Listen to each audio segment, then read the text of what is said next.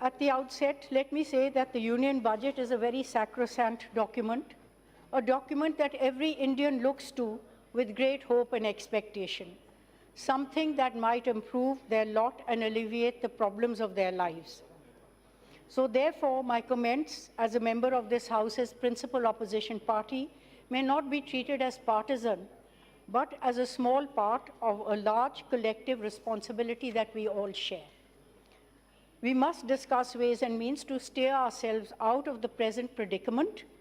Last time India was in this predicament, that was a serious economic crisis, the balance of payments crisis in 1990-91. Dr. Manmohan Singh, as finance minister, guided the country out of this economic crisis and in the process imparted a new direction and orientation to our economy. Our problems are not unknown to the people seated here. Low economic growth, increasing unemployment, falling exports, rising farm distress, all amidst the great expectations of our people who gave a decisive mandate to this government only last year. The budget is based as always on certain presumptions. Presumptions of 10% nominal growth, presumptions of 12% growth in revenue. These presumptions certainly look a little optimistic given the current tepid economic scenario.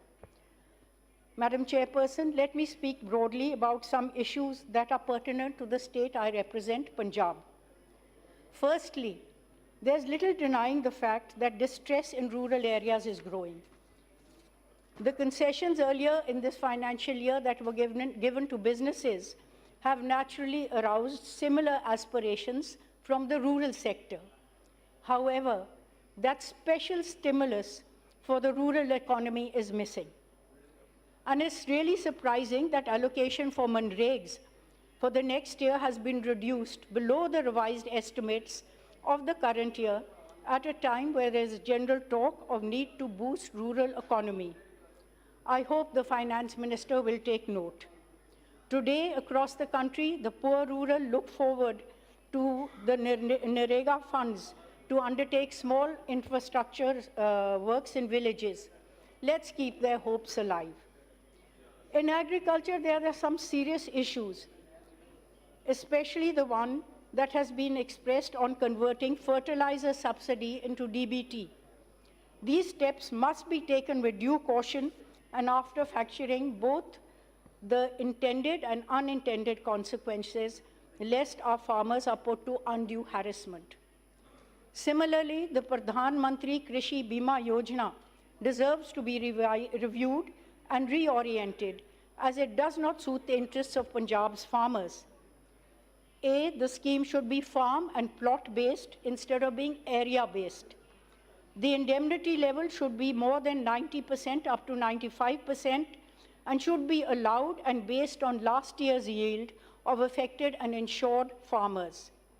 Post-harvest losses in mandis due to natural calamities should also be covered. The localized calamities should also cover the losses due to unseasonal rainfall during Rabi crops, an increase in cost of cultivation of the Kharif crop due to deficient rainfall. As most of the farmers are facing huge economic distress, no premium should be charged from them. It should be shared between the central and state governments on a 60-40 basis. The state has already taken up this matter with the Prime Minister's office in a letter dated 31/5/2019. Next, Punjab is facing a groundwater crisis, putting a serious question mark on the long-term sustainability of our agriculture and in turn our country's food security. The budget does not offer anything for the state in this regard, notwithstanding that Punjab has the highest rate of decline in groundwater in the country. It has been sadly omitted of the 7 states list under the Atal Bhujal Yojana. The state government has taken this matter up also with the Prime Minister and the Ministry of Jal Shakti, and I would only expect that Punjab is given its due. In parallel, there must be strong steps by the Government of India to promote diversification of agriculture through the assured marketing and of alternative and less water-intensive crops like maize, etc.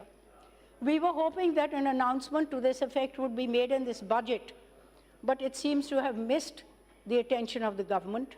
Let us not delay anymore before it is too late. I would also like to highlight one aspect that needs the collective attention of the House. The Commission on Agricultural Costs and Prices has unfortunately given some recommendations of ending MSP-based open-end procurement of paddy and wheat, largely on account of inefficiencies in food management. Madam Chairperson, this will be the final nail in the coffin of our already beleaguered farmers. I strongly urge the government to put aside any such plan in case it truly believes in the welfare of the farmers. At the end, let me say that India's growth story, with dreams of becoming a superpower that we dared to flirt with, is now at the crossroads.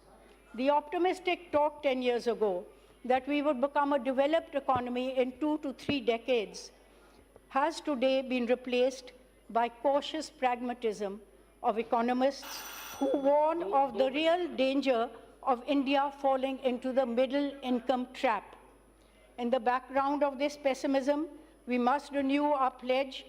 In the words of Pandit Jawaharlal Nehru, our tryst with destiny should be fulfilled. And I think that the words spoken by Franklin Roosevelt in his speech during the Great Depression should also be instructive in this case, saying the only thing we have to fear is fear itself. While I pray that we may economically rise again once as a great nation, I only hope the government will equip this country with the right economic policies to help catalyze our economic growth and development. Thank you. अन्य सांसद श्रीमती अपराजिता सारंगी जी।